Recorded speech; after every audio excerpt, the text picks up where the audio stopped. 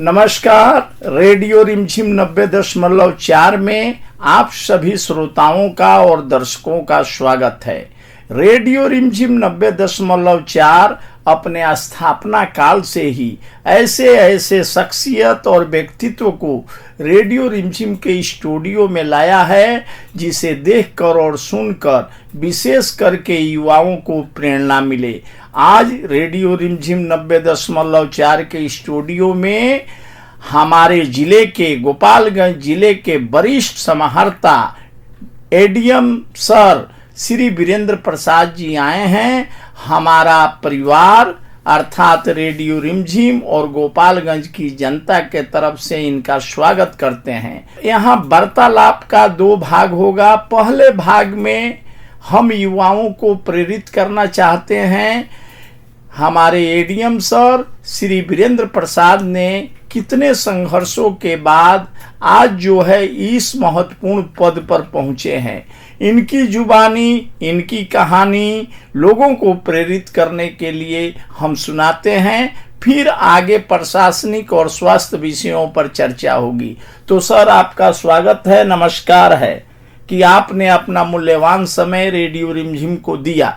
आप अपने बचपन से लेकर और अभी तक के बारे में बताइए कि किस तरह के परिवार से आप आते हैं, इतने महत्वपूर्ण पद पर कैसे पहुंचे, यह बताइए ताकि युवाओं को एक प्रेरणा मिले। नमस्कार सभी दर्शकों को, मेरा नाम वीरेंद्र प्रसाद है। मैं नालंदा जिला के ग्राम दोई का निवासी हूँ। मेरा जन्म बहुत ही अनएजुकेटेड अशिक्षित परिवार में हुआ है। मेरे पिताजी मुश्किल से तीसरा पास थे। मेरे माँ अशिक्षित रही है, वो पढ़ना लिखना नहीं जानती थी, और मेरी दादी भी पढ़ी लिखी नहीं थी। तो जब मैं कुछ बड़ा हुआ, जब स्कूल जाने लगा, तो दादी के द्वारा बताया गया कि इसके भाग में तो शिक्षा है नहीं। पत्री बताता है, जन्मतिथि के अनुसार इनको जो पत्री बना था उसमें बताया गया कि इसके भाग में शिक्षा नहीं है। तो जब इस तरह की बात मैंने सुनी तो मैं एक विरोध उत्पन्न हुआ मेरे जहन में कि क्यों नहीं शिक्षा हम पढ़ सकते, क्या भाग रेखा को हम क्यों नहीं बदल सकते। तो मैंने शपथ लिया कि मुझे पढ़ना है। तो मैंने घर का सारा काम करते हुए, खेत का काम करते हुए मैंने आगे बढ़ा। मैं खेत पर काम करने जाता था, और धान काटते थे, गेहूं काटते थे, बोझा लाके खेत खलिहान पटकते थे। उसके बाद 9:30-10 बजे दौड़ते हुए स्कूल जाते थे। मेरा स्कूल मेरे गांव से लगभग 4 किलोमीटर दूरी पर था, और मैं पैदल डेली अप डाउन करता था। वहां से आकर मैं फिर जानवरों को सानी पानी देना, उसको खिलाना, ना दे और फिर जानवरों को बांधना मेरा काम था। उसके बाद मैं 8-9 रात से पढ़ना शुरू करता था। तो इसी तरह मैंने अपने जीवन का पढ़ाई आगे बढ़ाया। आगे बढ़ाते हुए मैंने संघर्ष को अपनाया और किसी भी परिस्थिति का सामना किया। बहुत सारी परिस्थितियां आई मेरे जीवन काल में जो हमें विचलित कर सकता था। तो मैं उस परिस्थितियों को मुकाबला किया और आगे बढ़ा। मैं किसी कारणवश घर में कुछ विवाद हो गया, मुझे खर्च नहीं मिल रहा था पढ़ने के लिए। तो मैंने अपना घर छोड़ दिया। जिसमें घर छोड़ दिया उसमें मेरे पॉकेट में 10 नया पैसे नहीं थे।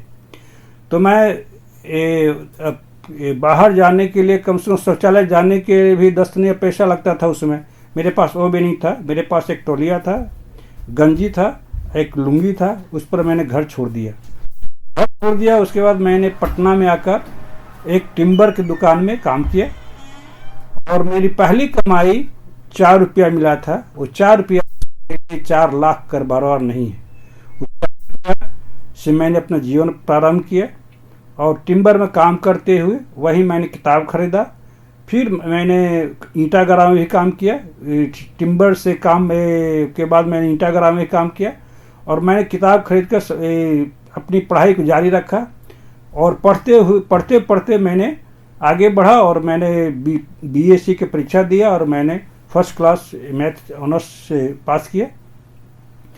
उसके बाद उसमें कोई अच्छे कॉलेज में एडमिशन नहीं हो सका, तो मैंने सोचा कि नहीं, अब वो पीजी करने से कोई फ़ायदा नहीं, ऑनर्स पर भी ही मैंने बीपी से तैयारी शुरू किया और दूसरा अटेम्प्ट में मैं बीपीएससी क्वालिफाई करके आज इस रूप में हूँ कि मैं अपर समाहर्ता गोपालगंज ग्रुप में कार्यरत हूँ। सर, आपने जो संघर्ष किया और जो बातें बताई, यह तो युवाओं को प्रेरित ही करेगा, लेकिन आपके अंदर इतना आत्मबल कैसे आया कि हम परिवार छोड़ के राज्य के राजधानी पहुंच रहे हैं? कहाँ रहेंगे, कहाँ खाएंगे, कहाँ पढ़ेंगे, ऐसी भावना नहीं आई? भावना आई थी, लेकिन मेरे मन में जरूर था कि मैं घर में रहूँगा तो पढ़ नहीं सकता हूँ, क्योंकि घर का माहौल कुछ दूसरे तरह का था। 10 नया पैसा, एक 4 आने पैसे पर मैंने बिहार शरीफ में एक महीना गुजारा किया हूँ। तो वैसे स्थिति में घर से रहकर पढ़ाई करना बहुत मुश्किल था। तो हमें लगा कि घर में रहकर मैं पढ़ाई नहीं कर सकता हूँ, और इसलिए मैंने स्वयं अपना रास्ता बनाने के लिए निकल पड़ा और मैंने रास्ता बना लिया।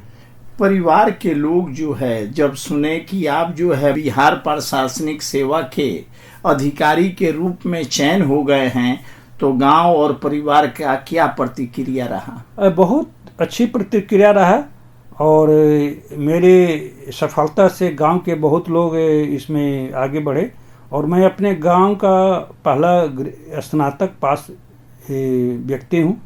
इसके पहले मेरे गांव में कोई स्नातक नहीं पास किया था।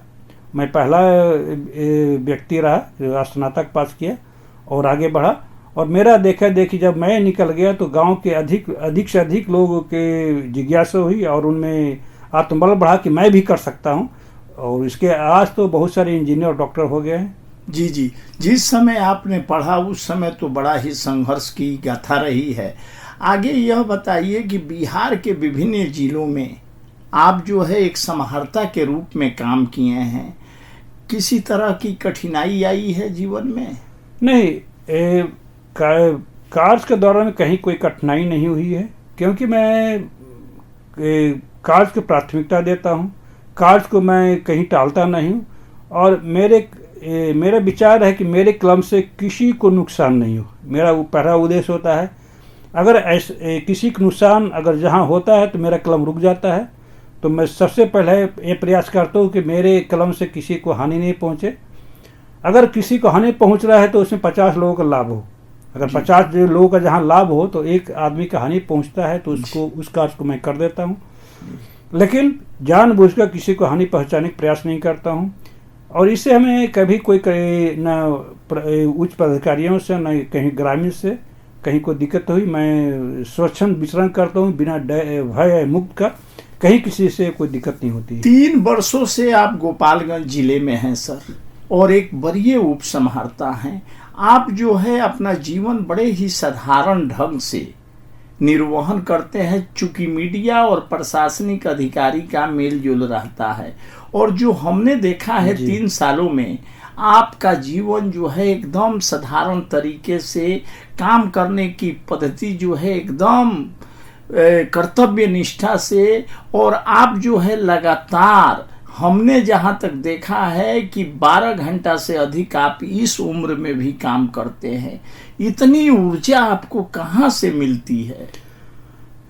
ऊर्जा का मुख्य सोर्स डाइट होता है, भोजन होता है। और गोपालगंज के बारे में बता दूं कि गोपालगंज मेरे स्वास्थ्य के दृष्टिकोण से बहुत ही अच्छा जिला रहा है। और जिस प्रकार गौतम बुद्ध को गया में ज्ञान प्राप्त हुआ था, और उसी प्रकार स्वास्थ्य के विषय पर मुझे गोपालगंज की धरती से प्राप्त हुआ। तो मैं गोपालगंज धरती को बहुत ही नमन करता हूँ कि यहाँ आकर मैंने अपना स्वास्थ्य को सुधार लिया। इसके पहले मैं ब्लड प्रेशर से पीड़ित था, घुटना का दर्द से पीड़ित था, लीवर इनलार्ज हो गया था, प्रोस्टेट ग्लैंड्स में वृद्धि हो गई थी, बहुत सारे रोग हो गया था। और डॉक्टर ने बताया कि आपको घुटना बदलना होगा, और हार्ट के बारे में बताया कि एंजियोग्राफी करना होगा। तो इन सब झंझावातों के बीच में चल रहा था। तो मेरा विश्वास था कि कोई चीज़ अगर आया है तो जाएगा भी, अगर कोई रोग आया है तो जाएगा क्यों नहीं। तो इसी के लिए मैंने सर्च करना शुरू कर दिया। तो सर्च करते करते मुझे एक चाइना स्टडी किताब का आधार मिला। टी कॉलिंस की लिखी हुई की पुस्तक है द चाइना स्टडी। इसका मैंने अध्ययन किया, चाइना स्टडी सोल्यूशन को मैंने अध्ययन किया। इसके आधार पर मैंने अपने स्वास्थ्य को आगे सुधारा है। जी जी, यह तो रहा कि आपके स्वास्थ्य मजबूत रहने से आपका काम करने का जो तीव्रता है वो तेज रहा। सर, ये भी हम देखे हैं कि आम जनता जो है बड़े ही आदर और सम्मान से आपसे मिलती है। आपके जो जूनियर कलीग हैं वे भी आपके प्रति बड़ा ही आदर भाव रखते हैं। इसका मुख्य कारण क्या रहा? देखिए, मैं जब कार्यालय में हूँ तब मैं अफसर हूँ, कार्यालय के बाहर मैं एक साधारण आदमी हूँ, साधारण आदमी की तरह सबसे मिलता जुलता हूँ। कार्यालय में भी कार्यालय के किसी काम को मैं टालता नहीं हूँ। जो काम आता है सच समय उसको कर देता हूँ और वो यथासंभव सभी को सहयोग करने का प्रयास करता हूँ। किसी से कुछ कभी ऊंची आवाज़ में बोलने का प्रयास नहीं करता हूँ और कहीं कोई त्रुटियाँ होती है तो मैं उसको समझा देता हूँ कि इसको सुधार कर लाओ। और सहायक भी और जो अपने जूनियर क्लाइंट उनको भी बताता हूँ कि देखो इस फाइल में ऐसा, इसको सुधार कर लाओ। तो सुधार कराते हैं और कहीं कोई दिक्कत नहीं होती। और ये भी देखा जाता है जिला पदाधिकारी के अनुपस्थिति में जिला का प्रभार भी आपको मिलता है। लॉ एंड ऑर्डर सारा चीज़ आप देखते हैं और अभी तक सारा चीज़ ठीक रहा है। कहीं कोई परेशानी आपको? नहीं, कार्य में या विधि व्यवस्था में कहीं कोई परेशानी नहीं हुआ है, क्योंकि सभी लोग का यथासंभव सहयोग मिलता है। जब सहयोग मिलता है तो परेशानियां आती भी है तो वो चली जाती है, परेशानी अनुभव नहीं होता है। इतने लंबे समय तक आपने बिहार प्रशासनिक सेवा के अधिकारी के रूप में काम किया और आप बहुत जल्द जो है सेवानिवृत्त भी होने वाले हैं। जो नए अधिकारी हैं या जो आम जनता आपको सुन रही है उनसे आप क्या कहना चाहेंगे? मैं जो नए पदाधिकारी हैं उनसे यही कहना चाहता हूं कि काम को प्राथमिकता दीजिए और पब्लिक को ढंग से उसकी बात कीजिए। उससे ढंग से बात कर लेते हैं तो उसकी आधी समस्या दूर हो जाती है। अगर पब्लिक से बात नहीं करेंगे तो उसकी समस्या अगर वो होने लायक नहीं होने लायक फिर भी उनको असंतोष रहता है। अब बात करने से संतोष होता है कि होगा क्या नहीं होगा। तो मैं पदाधिकारियों से यही सलाह दूंगा कि जन पब्लिक की समस्याओं को सुने, गंभीरता सुने और सहानुभूति पूर्वक विचार करते हुए जो अगर सही दिशा निर्देश है, जो सही सलाह है उनको दे तो इससे जनता भी खुश हो जाएगा। अगर उनको लगेगा कि काम इनसे नहीं हो सकता है तो खुशी खुशी चले जाएंगे। और जब अगर हम नहीं बताते हैं वो सही चीज़ तो उनको लगता है कि करना नहीं चाहते हैं। तो पदाधिकारी को ये सबसे बड़ा दायित्व है कि जन समुदाय या जो पब्लिक हो, आम जनता हो, उसकी समस्याओं को सुने और उस पर उसका समाधान का उपाय ढूंढे। और सर, आम जनता से क्या कहना चाहेंगे? स्वास्थ्य के प्रति, प्रशासन के प्रति कैसा नजरिया होना चाहिए? देखिए, आम जनता तो विभिन्न तरह के होते हैं लेकिन अधिकांश जनता बहुत अच्छी होती है और समस्या को समझते हैं। और मैं स्वास्थ्य के बारे में कहना चाहता हूँ कि स्वास्थ्य हम सबसे महत्वपूर्ण फैक्टर है, जीवन का सबसे महत्वपूर्ण तत्व है। स्वास्थ्य को हम खरीद नहीं सकते हैं। अगर हमारा स्वास्थ्य खराब हो जाता है तो मैं पैसे से स्वास्थ्य को नहीं खरीद सकता हूँ। इसलिए सभी लोग पहले स्वास्थ्य पर ध्यान दें, स्वस्थ रहने का प्रयास करें। अगर स्वस्थ हैं तो उनके लिए दुनिया की सारी सुविधाएं उपलब्ध है। अगर अस्वस्थ हैं तो उनके लिए दुनिया की सारी सुविधा वो एक राख की तरह लगेगा, उनके लिए सब बेकार हो जाएगी। इसलिए स्वस्थ रहने का प्रयास करें। सर, स्वस्थ रहने का क्या उपाय है कि आप जो है आज जो है 59 वर्ष के उम्र में भी तरोताजा दिखाई देते हैं और जो 59 साल का उम्र हुआ आप बता रहे हैं और देखने में आप 55 से भी कम लग रहे हैं, इसका क्या कारण है? स्वास्थ्य का सबसे महत्वपूर्ण हमारे भोजन से है, हमारे भोजन के पद्धति से, लाइफ स्टाइल से है। भोजन अगर हम ठीक करते हैं तो हमारा स्वास्थ्य ठीक रहता है। अगर गलत भोजन करते हैं तो हमारा स्वास्थ्य खराब होता है। तो हमें हमारा सबसे मुख्य तत्व है जो शरीर बना है भोजन से बना है, कोई दवा से नहीं बना है। तो हम लोग किसी भी अगर स्वास्थ्य की ओर भागते हैं, डॉक्टर दवा खाते हैं, लेकिन स्वास्थ्य खराब स्वास्थ्य होने का मुख्य कारण हमारा रहन सहन और खाना है। और खाना का सुधार करते हैं तो हमें सुधार हो जाएगा। खाना में जैसे हम लोग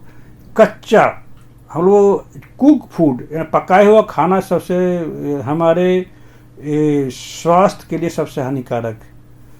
पका हुआ खाना, नेचर ने हमें पका हुआ खाने के लिए नहीं बनाया था। जिसमें हमारा जन्म हुआ, हमारे सृष्टि का जन्म हुआ, उसमें आग का आविष्कार नहीं हुआ था। उसमें हम लोग कच्चे खाते थे और जंगलों में रहते थे, फल फूल खा के हम तंदुरुस्त रहते थे। उसमें कोई रोग नहीं था, ना बीपी था, ना शुगर था, किसी तरह कोई बीमारी नहीं था। जैसे ही कुक फूड, पका हुआ खाना का शुरुआत हुआ, तब से हमारा रोग शुरू हो गया है। और आजकल बाज़ारों में इतनी फैक्ट्री का भोजन उपलब्ध हो गया है, खाद्य सामग्री आ गया है। रोग का मुख्य कारण फैक्ट्री से बना हुआ खाद्य सामग्री है। अरे उसका हम लोग उपयोग कम कर देते हैं और कच्चा भोजन करते हैं तो हमें स्वस्थ रहने से कोई रोक नहीं सकता है। सर, इतना महत्वपूर्ण समय रेडियो रिमझिम 90.4 को आपने दिया, इसके लिए हम तमाम सुनने वाले श्रोताओं के तरफ से, दर्शकों के तरफ से आपको धन्यवाद देते हैं, आपका अभिनंदन करते हैं और साथ ही ये भी उम्मीद करते हैं कि बहुत जल्द आप दूसरे एपिसोड में आएंगे और स्वास्थ्य पर एक केवल हम लोग परिचर्चा करेंगे। ओके, मैं इस पर शुगर पर, डायबिटीज पर और हार्ट डिजीज पर, कैंसर पर विशेष चर्चा करूंगा मैं, क्योंकि मैं इस पर वर्क कर रहा हूँ, इस पर काम कर रहा हूँ। मैंने कैडवल स्टीन का फॉलो कर रहा हूँ, टी थॉमसन का कर रहा हूँ, टी कॉलिंस का कर रहा हूँ, विलियम ली का कर रहा हूँ। ये सब का अध्ययन, ये सब के जो बड़े बड़े एमडी का है, अमेरिका के बड़े बड़े रिसर्चर है, उनके रिसर्च वर्क को मैं पढ़ रहा हूँ और उसके आधार पर मैं बहुत कुछ उस जानकारी प्राप्त किया हूँ स्वास्थ्य के बारे में और स्वस्थ रहने के बारे में। जी।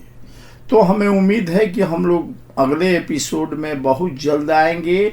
गोपालगंज जिले के वरीय उप समाहर्ता श्री वीरेंद्र प्रसाद जी ने अपने संघर्ष की कहानी अपनी जुबानी बताया। हमें उम्मीद है कि युवाओं को इनकी कथा, इनकी बातें, इनका सत्यता एक प्रेरित करेगा और आगे बढ़ने का प्रेरणा देगा कि जिसके पिताजी मात्र तीसरी कक्षा, माँ जो है पढ़ी लिखी नहीं, उस परिवार से निकलकर इन्होंने शानदार बिहार प्रशासनिक सेवा के चरम सीमा तक पहुंचा, अंतिम कोण तक पहुंचा। यह कहानी जो है हमें प्रेरित करेगी। सर, आप रेडियो रिमझिम में आए और अपनी बात बताए, इसके लिए मैं तमाम फेसबुक और यूट्यूब देखने वाले दर्शकों के तरफ से, रेडियो रिमझिम सुनने वाले के तरफ से आपको कोटि कोटि धन्यवाद देता हूं, नमस्कार करता हूं। मैं सभी दर्शकों को और रेडियो रिमझिम को मैं बहुत बहुत धन्यवाद देता हूं।